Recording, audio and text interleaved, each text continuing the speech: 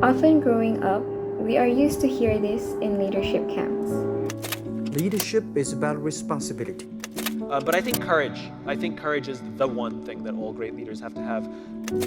Great leaders are also outstanding at strategic planning. Leadership doesn't come from above. It comes from energies that are pushing you up. A leader is someone who knows where he or she is going.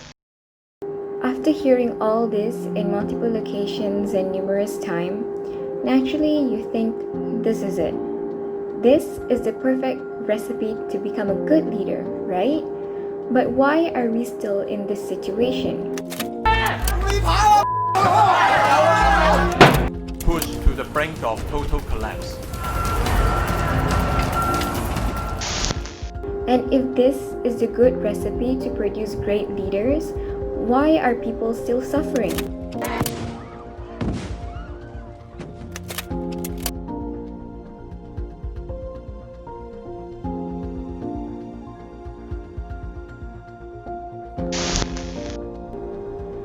Something is definitely missing in this recipe. But what is that missing element? So after doing lots of readings and watching tons of videos, we finally found that missing element. And we found it from this leader, Jacinda Ardern, the Prime Minister of New Zealand. She is following the same exact recipe, but she's also adding some sprinkles and salt. What is that sprinkles and salt? Before we let you know, let's know her more. Jacinda Ardern. She has faced multiple challenges throughout her career as a Prime Minister of New Zealand. From volcano eruption, terrorist attack, and now COVID-19. When New Zealand witnessed a terrorist attack, her message to her people was so vulnerable yet so powerful. This was her speech. For those of you who are watching at home tonight and questioning how this could have happened here, we, New Zealand, we were not a target because we are a safe harbour for those who hate. We were not chosen for this act of violence because we condone racism, because we're an enclave for extremism.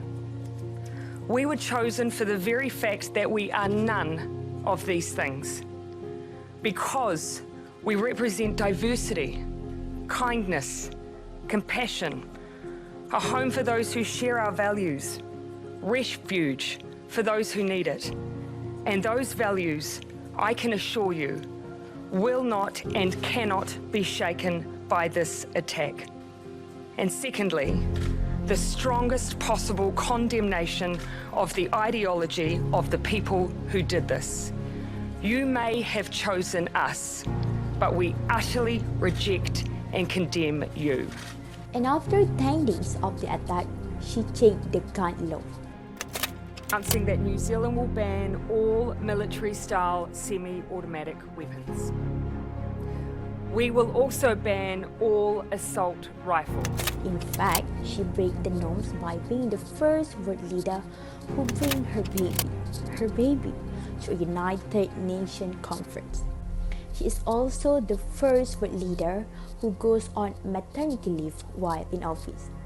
Ardern believes that women should not choose between having a family or pursuing a successful career. Is it okay for a PM to take maternity leave while in office? It's totally unacceptable in 2017 to say that women should have to answer that question. As such an inspiring leader, one might ask, what is her leadership style? This is exact her response. Kindness and not being afraid to be kind or to focus on or be really driven by empathy. She even said there are a lot of emphasis on being assertive and strong, that we must assume you can't have other qualities like kindness and empathy as a leader. But all the big challenges we face right now requires kindness and empathy in most leaders. So after knowing her, what do you think is that salts and sprinkles that she have added in her recipe? It's kindness and empathy. These elements have made her stand out from the rest. And these elements are allowing her to build a better nation to live. So the next time someone says kindness is weakness, tell them that they are wrong. Being kind does not mean being too nice, because kind leaders are recognizing people as people, not machine. They smile, they say thank you, and they acknowledge others. They celebrate people's success, talk and respect like an adult, and trust their colleagues. This seems to be a missing element in many leaders nowadays. Kindness and empathy should be an important trait of a leader, and it can no longer be an option.